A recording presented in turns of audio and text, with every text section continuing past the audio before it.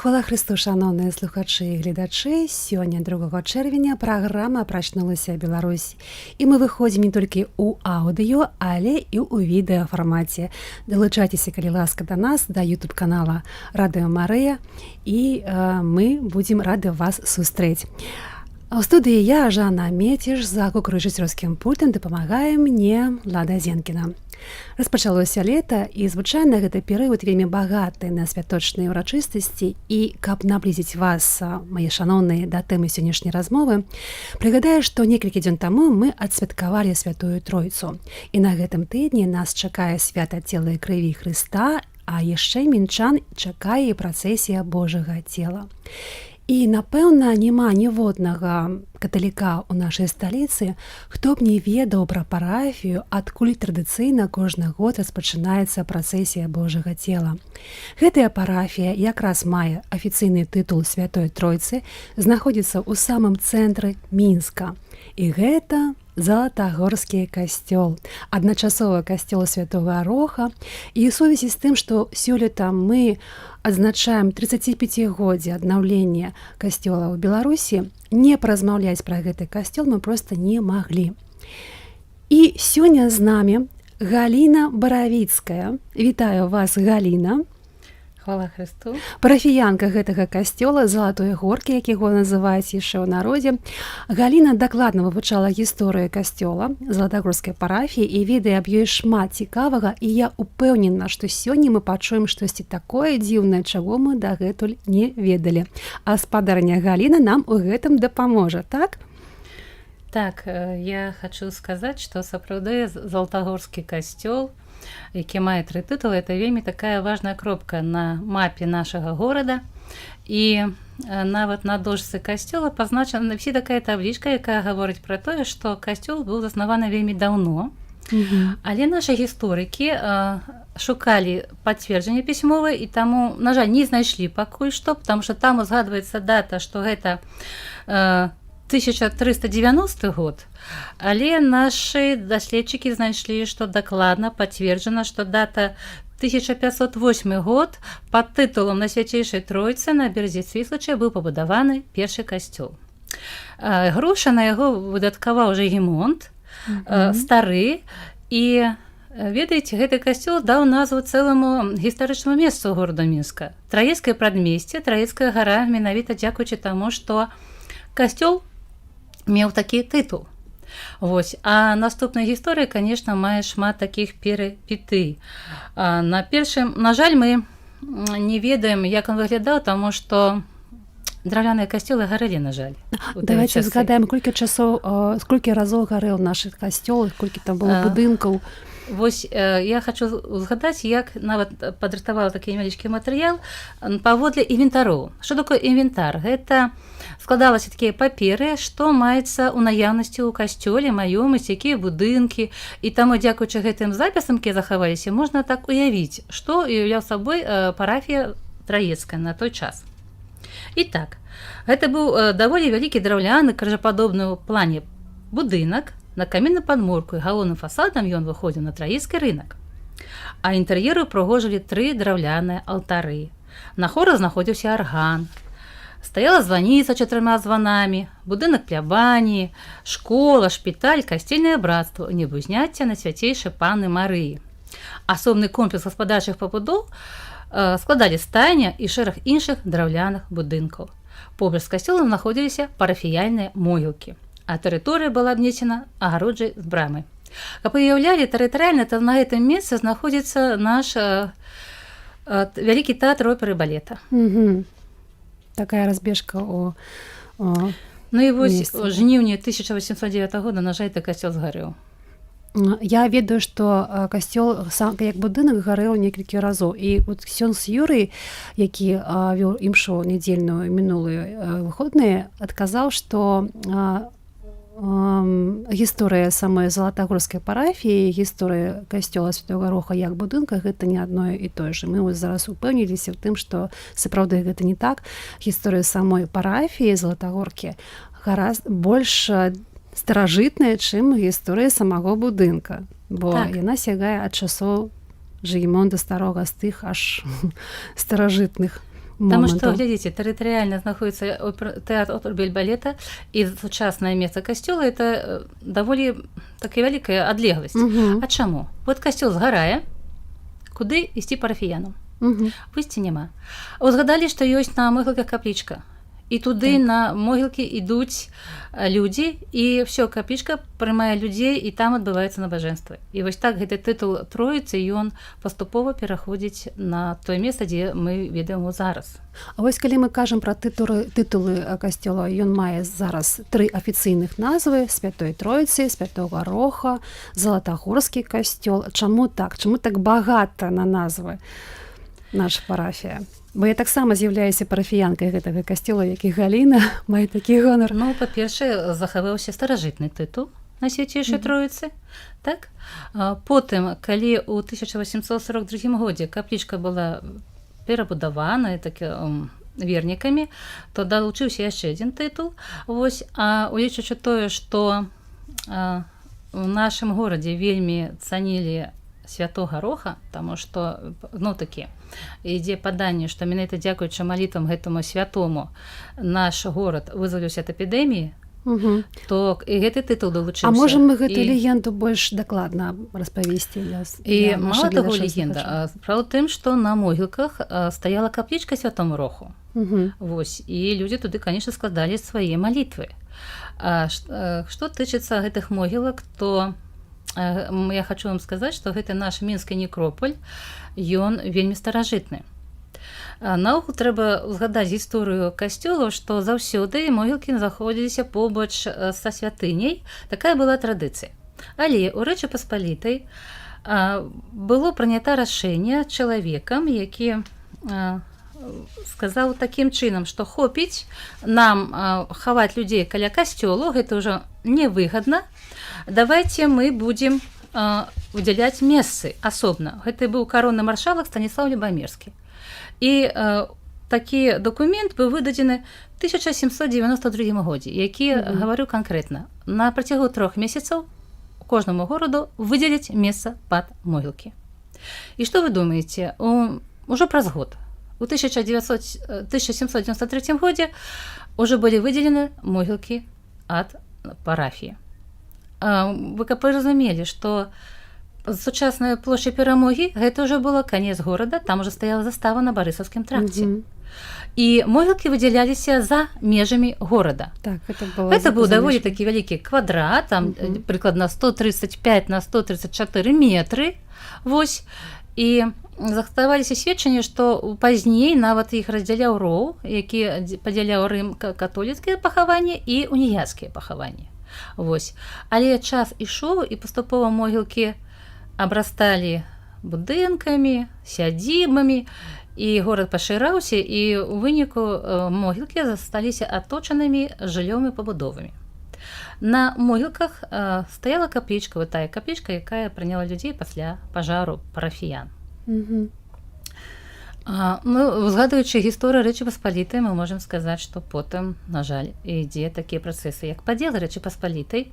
Мяняецца ўлада, мяняецца стаўленне да веравызнання каталіцкага, і касцёлы пачынаюць зачыняць. Так, і на занепадзе былі. У нас, калі у нас быў росквіт у Мінску, вы зараз можете пабачыць у цэнтры кляштары, жаночы, мужчынскі, так?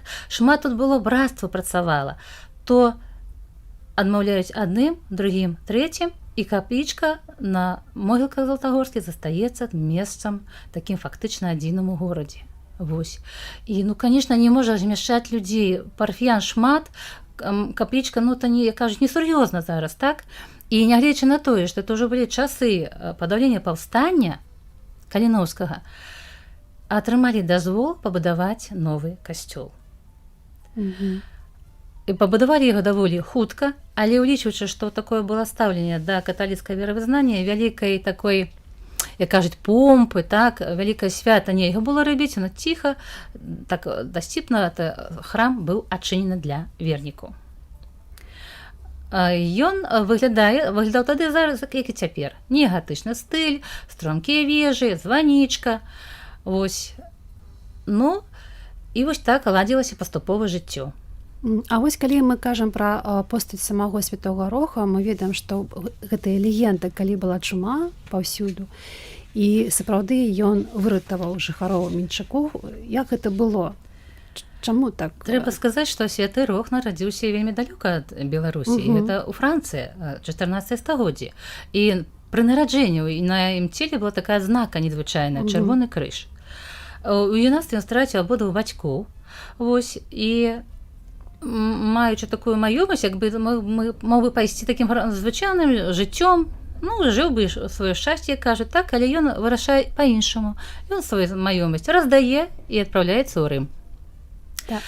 Вось, а на тыя часы чума панавала ўсюды. І тут звярнулі ўвагу людзі, што гэты чалавек, ён праз яго знак крыжа і праз малітву людзі сталі папраўляцца. І такое стаўленне было для яго такое вельмі пачэснае, што рэдкі выпадак людзі гінулі, а тут мелі такую магчымасць ацалення. Але здарылася так, што ён сам захварэў чумой, і гараджане выгналі яго за межы горада. І ён ужо ён згадзіўся з гэтым лёсам, ён адправіўся так у лясок, ўжо думаю, ўсё, тут будзе мая кропка спачыну. Але здарыўся цуд. Сабака пранёс яму хлеб. І дзякуючы гэтаму выжыў. І таму гэта паданне, легенда мае зараз увасабленне ў статуях. Заўсёды малады такі прыгожы чалавек, ён паказваюць разам з сабачкам. Гэты сабачка або залізвае рану, так, або нясе яму ў зубах хлеб. Так. І вось гэты, так сказаць, пашана святому Роху спачатку была абмежавана толькі Францыяй, а потым распаўсюдзілася Італію, у іншыя краіны, дайшла і да Вільні. У Вільні была суполка рахітаў арганізавана. Рахіта — это таксама людзі, манахі, якія апякуюцца шпіталямі, невылечна хворымі. Так? І Венецыя, конечно, мошчы былі прывезены туды, ў гэты горад.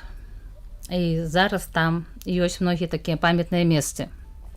Вось такім чынам такая гісторыя. І гэтую гісторыю даведаліся нашы жыхары нашага горада, і калі была такая жа хвароба, так, яны і вырашылі маліцца да яго. Была статуя Роха і всіх да яго. Чаму? Там што лічыцца апекуном. Сабак, скажем так. Ён сапраўды выратаваў. І ён выратаваў горад. А што вядома пра статую святого Роха? Бо тая статуя, якая зараз у касцёле, гэта насамрэч не тая статуя. Ведаеце, што мы ж ведаем гісторыю касцёла, што 17-й год, час ваеннічага атэізму, прывёў да таго, што многія храмы зачыняліся, і начынне проста адтуль вывозілася невядомым накірунку. На жаль, у невядомым накірунку знікла і статуя святого Роха. На жаль. На жаль. Магчыма, можа такі цуд недзе і аб'явіцца. Такое бывае. Будзем так, згадку такую агучым, так, што раптам яна не знішчыла, в сэнсе не разбураная, а недзе мы яе знойдзем, адшукаем гэту статую. А сапраўды, можа, так і будзе, нейкі цуд здарыцца. А мы казалі пра могілкі, і кожны, хто прыходзіць у касцёл Святога Роха, ён заўважае, што ёсць нейкія могілкі на тэрыторыі касцёла. Што вядома пра асоб, помнікі якіх захаваліся на тэрыторыі? Што мы ведаем? Нейкія надпісы мы можам прачытаць нават і сёння. Ці ёсць нейкая інфармацыя пра гэтых? Па-першае, мы ж разумеем, што могілкі — гэта шмат. Калі я назвала памеры 134 на 135 метраў, гэта даволі вялікая тэрыторыя. А мы бачым літаральна там каля 20 камянёў. Але гэта таксама каштоўнасць такая. Чаму? Якая гісторыя? Справа ў тым, што пасля 17-го года так адбылося. Закрыты быў касцёл, будынак быў як бы непатрэбным, так? І тут хутка пачалася вайна. У вайну вельмі моцна былі пашкоджаны тэрыторыі могілак, і сам касцёл моцна пацярпеў, засталіся сцены, фактычна даху не было, ён гарэў. І выбухамі могілкі былі моцна пашкоджаныя. Калі пасля вайны сталі горад аднаўляць, то было вырашана крыху, як кажуць, паціснуць, бо горад ужо быў ўсё-такі разросся, так, паціснуць тэрыторыі могілак. І калі праспект сучаснай незалежнасці, а былы Барысаўскі тракт, яшчэ будынкі пабудаваныя побач з могілкамі, то значна пазней забудова па вуліцы Казлова, яна фактычна пабудавана на тэрыторыі могілак. Была зрыта частка гары, і, канешне, усе гэтыя надмагіллі былі зведзены ў невядомым кірунку. Цікава, што ў 90-е гады каля дзесятка менавіта камянёў з нашых могілак былі знойдзены і прывезены назад. Вось тое, што вы бачыце, гэта прывезены назад камяні, якія вось такую дзіўна атрымалі, кажуць, такую вандроўку. Адзін камень быў знойдзены ў падвалах дома на Незалежнасці 44, а некалькі камянёў былі проста выкапаны на тэрыторыі, яны былі глыбока ў зямлі. Ну, каго, натуральна, маглі хаваць? Ну, па-першае, калі там стаяла капліца, то ў крыпце хавалі фундатараў. Было разлічана на тое, на людзей заможных, пачэсных гараджан, у самым такім, як кажу, лепшым месцы, так? Я ўжо згадывала, што могілкі былі падзелены на уніяцкую частку і рыма-каталіцкую.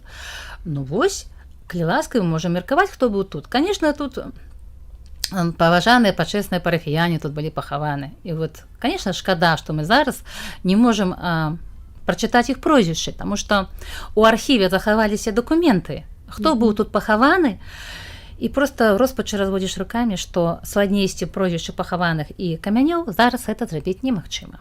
На жаль, але ёсць адна шляхетная асоба, вельмі вядомая, якая пажадала застацца з касцёлам Святога Роха навечна, гэта Магдалена Радзівіл, так, ёсць нават дошка памятная аб гэтым, што яна пажадала захаваць свой прах у мурах касцёла, ці так гэта, ці дзе яе прах? Справа ў тым, што, можна так сказаць, прыгожа, што гэтым працяг гісторыі мінскага Залатагорскага некропаля атрымаўся. Чаму? Гэта асоба, яна мецэнатка, вельмі заслужаная перад беларускай культурай. Чаму? Таму што яна, дзякуючы таму, што мела фінансавыя сродкі, яна іх не шкадавала на адкрыццё беларускамоўных школ, на падтрымку выдавецтваў. Дарэчы, калі вы трымалі ў руках, паважаныя слухачы, кніжку Максіма Богдановича «Вянок», вы ўбачыце там герб лебедь. А гэта іх сямейны герб, завішаў. Чаму? Таму што Марыя Магдалена выдала грошы на выданне гэтага зборніка. Вось такая згадка. І, канешне, калі пачалася рэвалюцыя, то яна была вымушана з'язджаць з любімай краіны. Яна ведала шмат моў, таму што ў традыцыі заможнай сям'і вучылі па-французску размаўляць, яна ведала добра нямецкую мову, польскую, але яе бацька прывіў любоў да роднага краю, да беларускай мовы. І вот сабе уявіце, шляхцянка, якая выдатна гаварыла па-французску, на розных мовах, не менш добра яна гаварыла па-беларуску, хаця это лічылася такая вот вясковая мова. І вось, канешне, яна хацела быць пахаванай на радзіме. Хаця яна памерла далёка-далёка ад межу радзімы ў 45-м годзе, але нарэшце, дзякуючы намаганням многіх людзей, шляхетных, яе прах вярнуўся на Беларусь. І зараз, калі вы зойдзеце ў наш касцёл на Залатой Горцы, звярніце ўвагу з левага боку, вы ўбачыце памятку гэтай цудоўнай жанчыне, цудоўнай такой сейбіцы на ніве нашага беларускага адраджэння Марыі Магдалены Радзівіл. Як вы прыгожа сказалі пра гэта, сапраўды, мы ўжо ўзгадывалі савецкі час, вельмі цяжкі для нашага касцёла і для нашай парафіі.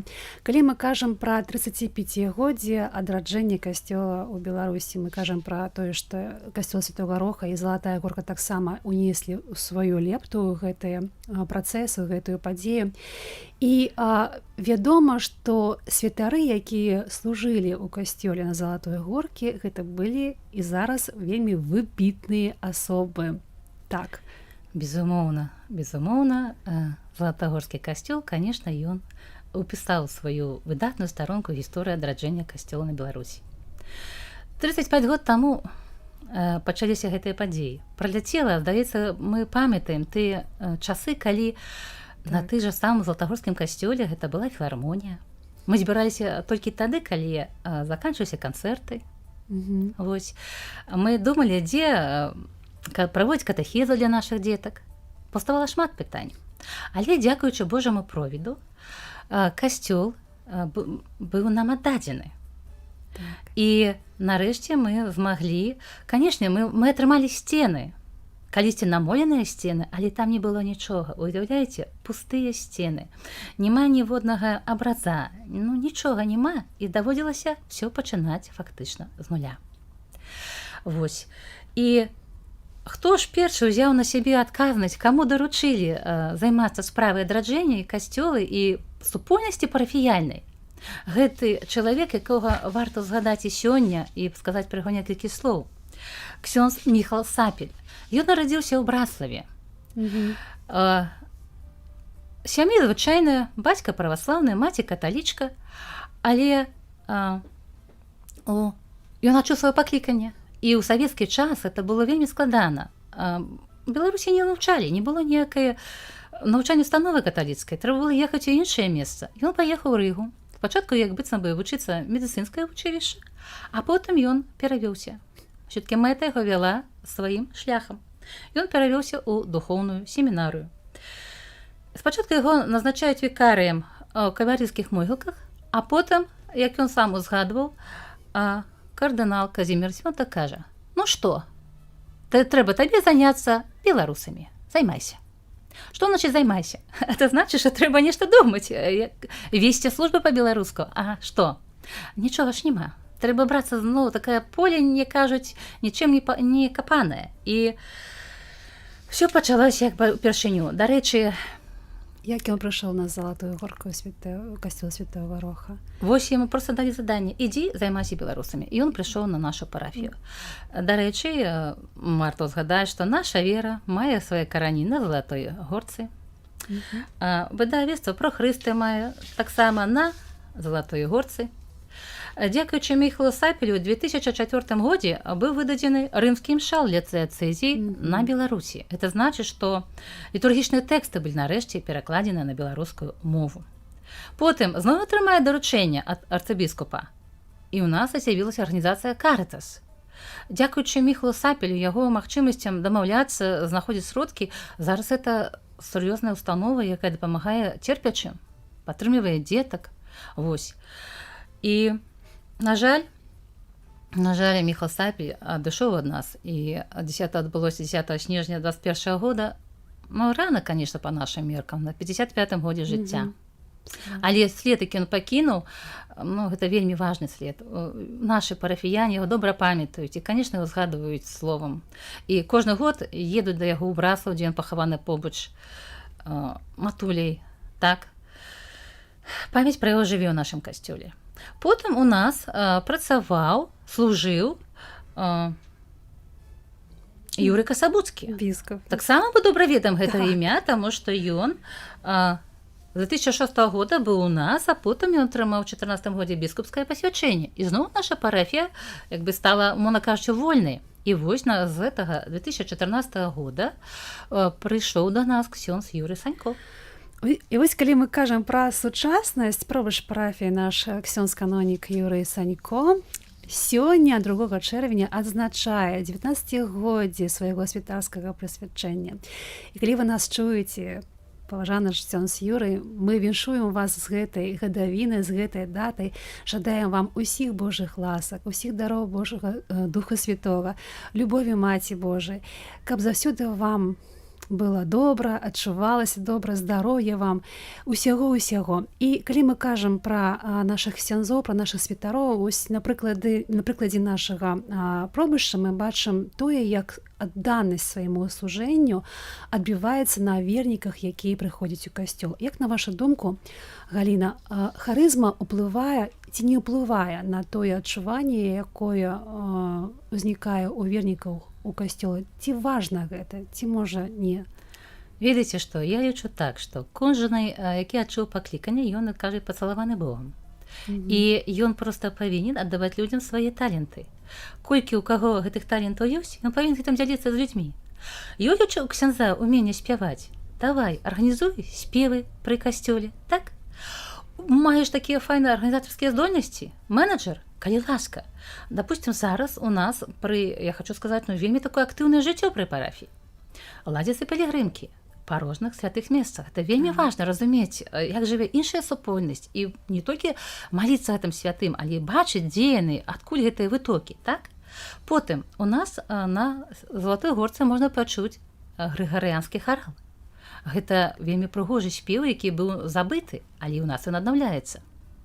Потым вельмі вядома, і зараз, дарэчы, запрашаю вас на бліжэйшы канцэрт, у нас вельмі папулярны арганныя вечары на Залатой Горцы. Бліжэйшы канцэрт 6 чэрвеня. Запрашаем. Пры нашай парафіі існуе такі рух, як альфа-курс. Альфа-курс – это для тых людзей, якія хочуць пазнаць глыбей Святое Пісанне, разабрацца ў веры, пазнаць сябе, урэшце рэшт, таксама запрашаем. Яшчэ трэба сказаць, а вы ведаеце, што Юрый Санько вядзе свой праект на Ютубе. Пакс ТВ. І Пакс ТВ, які набірае, кажуць, абароты, там шмат падпісчыкаў. І гэта таксама такі, ведаеце, шлях да... такі місіянерскі шлях. Шляхамі апостола Паўла крокі гэта ідуць. Чаму? Таму што моладзь трэба таксама запрашаць у касцёл. І таму трэба карыстацца тымі магчымасцямі, якія даюць тэхналогіі зараз і цяпер. Вось. Яшчэ ў нас ладзяцца фестывалі, выставы. Так што я хочу сказаць, што вельмі актыўнае жыццё. Хоры працуюць, дарослыя, дзіцячы. Калі вы бываеце ў Бусаве, то абавязкова вы чуеце, як вам спявае Залатагорскі хор. Так, а што мы ведаем пра арган? Бо ведаем таксама, што там ёсць такая дзіўная асаблівасць, таму што арган у Залатой Горкі, на Залатой Горкі знаходзіцца... Глядзіце, гістарычна у нас жа быў арган, я вам узгадывала апісанні, так, які датуюцца 17 стагоддзя. Арган уже існаваў, але, на жаль, пажар его знішчыў. Той арган, які знаходіцца у нас, ну, кажа, цікавы, знаходіцца не там, не на тым месцы. Звычайна арган знаходіцца на вышыні, але яго памеры не дазваляюць размясціць яго на тым месцы, дзе звычайна ў касцёлах гэта адбываецца, і таму гэта такая наша цікавостка нашага касцёла. Ну, такі падарунак, скажем так, ад філармоніі, таму што нагадаю, што ў савецкія часы, дзякуючы таму, што, як кажуць, пайшла мода на філарманічныя канцэрты, у нашым касцёле, дзякуючы выдатнай акустыцы, быў усталяваны гэты арган. Яшчэ хочу такое сказаць, чаму святыня перажыла савецкія часы? Вы ж ведаеце, што у Мінску многія храмы былі ўзарваныя. Прыватнасці цудоўны, такі прыгожы, які перажыў вайну дамініканскі касцёл, дзе побач з палацам рэспублікі. Ён быў узарваны ўжо пасля вайны. А тут вось гэтыя забудовы праспекта і вуліцы Казлова схавалі яго ад такіх, як кажу, нядобрых злых вачэй, і ён застаўся. Ён застаўся з тых далёкіх часоў, калі быў пабудаваны. Бо сапраўды зараз у 2026 годзе гэта далёкі час. 1861 год, это далёка. Вось. І таму зараз ён радуе нас, ён запрашае да сябе. І калі вы у наступную нядзелю вы будзеце збірацца на цвінтары каля нашага касцёла, абавязкова зайдзіце ў наш храм, паглядзіце на дошкі мемарыяльныя, якія вісяць там, пакланіцеся Марыі Магдалене, пакланіцеся Тому Роху. Дарэчы, гэта статуя была зроблена ўжо нашы часы выдатным скульптарам Язэпам Янушкевічам. Дзякуючы яго рукам таксама у нас з'явіліся этапы крыжовага шляху. Паступова мы ўпрыгожым сваю святыню, бо памятаеце, 90-х гады это былі пустыя сцены, але зараз гэта ўжо святыня. Не так даўно быў абраз пасвечаны ў сярэдзіне цэнтра нашага касцёла. Так што я думаю, што наша парафія мае выдатную будучыню, таму што да першай камуніі паступіла ў гэтым годзе каля 30 дзетак, это вельмі радуе. І я думаю, што мы будзем все разам крочыць наперад, вызнаваць Хрыста, расказваць пра яго людзям, весці такую місіянерскую апостальскую працу і ўзрастаць у веры. Добра. Сапраўды, вельмі цікавае жыццё прапануе наш касцёл Святога Роха, і сапраўды ён з'яўляецца прыкладам адраджэння, аднаўлення касцёла на Беларусі. Галіна, калі абагульняючы нашу размову, у мяне такое пытанне ёсць да вас. Калі б вы пісалі кнігу пра Залатую Горку, якія б вобразы вы абралі для нашага касцёла, для нашай парафіі і чаму? А я вам такое скажу. Справа тым, што адзін выдатны пісьменнік ужо напісаў пра наш касцёл. Гэта быў Уладзімір Караткевіч. Я вам зачытаю цытату. Паводле рамана У жніўні 1855 года персанаж Кастуся Каліноўскага пісаў у лісце Алесю Загорскаму наступнае. Вось я і еду. У Мінску зрабіў прыпынак на 4 дні. І адсюль пішу. Горад вялікі і даволі такі гразны. Толькі вельмі падабаў залатую горку з капліцы Старога Роха. Дрэвы вакол і так прыгожа блішчыць на воду і свіслач, і дамы і цэрквы. Добра сядзець і марыць. А што наконт кнігі? Я вам магу паказаць. Кніга ўжо напісана выдатнымі людзьмі, але гэта кніга ўжо стала бібліяграфічнай рэдкасцю. Тут вельмі важна, што акрамя гістарычных фактаў тут пералічаны ўсе тыя імёны, якія пахаваны былі на могілках, дзякуючы таму, што ў архівах засталіся дакументы. Так што кніга напісана. Добра, але можа калі-небудзь раптам у вас узнікне такая думка, я прапаную вам прадумаць пра вобразы, пра розныя, можа, ідэі у сувязі з тым, што раптам узнікнуць новыя таямнічкі, адкрыюцца новыя таямнічкі, загадкі і гэтак далей. Я хочу сказаць, што гісторыя працягваецца. Калі не мы, то пакаленне за намі пішуць гісторыю касцёла, і, канечне, прыйдуць выдатныя асобы, пра якіх будзе варта напісаць кнігу. Дзякуй, Галіна, за такую цудоўную і дакладную размову. Можна упэўнена сказаць, што мы сёння атрымалі вельмі каштоўныя веды, асабліва пра залатагорскія могілкі, пра арганы, пра статую Святога Роха. І ваш прыклад, Галіна, гэта прыклад таго, што кожны з нас можа далучыцца да вывучэння гісторыі сваёй парафіі і такім чынам внесці свой уклад, сваю лепту ў гісторыю касцёла ў Беларусі. Сёння з намі была спадарня Галіна Баравіцкая, парафіянка касцёла Святой Тройцы, адначасова Святога Роха і Залатагорскага касцёла, і мы размаўлялі пра гісторыю гэтай цудоўнай святыні. Нагадаю, што ў гэтую нядзелю 7 чэрвеня ад гэтага касцёла распачнецца працэсія Божага цела. Інфармацыю пра гэтую падзею можна знайсці на сайце парафіі і ў іншых каталіцкіх медыасродках. Запрашаем. Дзякую вам, шаноўныя слухачы і гледачы, што вы былі разам з намі у гэты час. Дзякуй яшчэ раз вам, спадарня Галіна, што вы да нас далучыліся, прыйшлі да нас у прамы эфір, і для мяне гэта таксама першы прамы відэоэфір. Я таксама вельмі хвалявалася. Але я спадзяюся, што ўсё прайшло добра. Гэта была праграма «Прачнулася Беларусь» на радыё Марыя. У эфіры была я, Жанна Меціш, дапамагала мне за гукарэжысёрскім пультам Лада Зенкіна. Пахвалёны Езус Христос.